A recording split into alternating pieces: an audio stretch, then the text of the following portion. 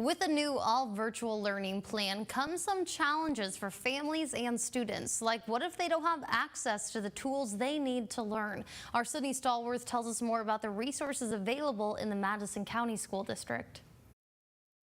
Safety is priority. That's the message that all 3 school districts in Madison County made clear today when they decided to go virtual for school in August. But what happens to those students who don't have Wi-Fi or computers at home? Back when COVID-19 first hit North Alabama and the governor and the state superintendent closed our schools, we saw a need immediately for connectivity for students. They didn't have internet, they didn't have Chromebooks, they couldn't access online lessons. Tim Hall of Madison County Schools tells me that back in March, the district started preparing. Not every family has access to Wi-Fi at home. This need has called for some creative solutions. We have retrofitted 90 of our school buses with Wi-Fi.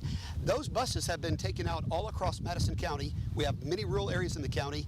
Kids who don't have internet at home can drive to that location, access the Wi-Fi, and do online learning. And it's all possible thanks to a nearly $1 million donation from Facebook made in April. And Wi-Fi capabilities have been enhanced outside of the 29 school locations so students can get connected without even having to come in. But what about devices?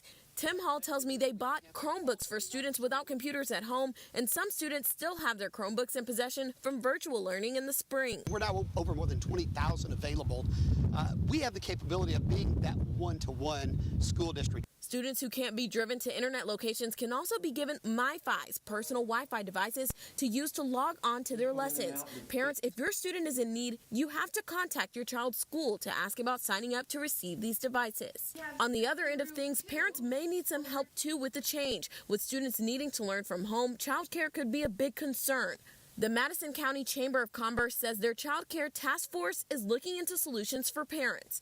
Putting the Valley first, Cindy Stallworth, WZDX News.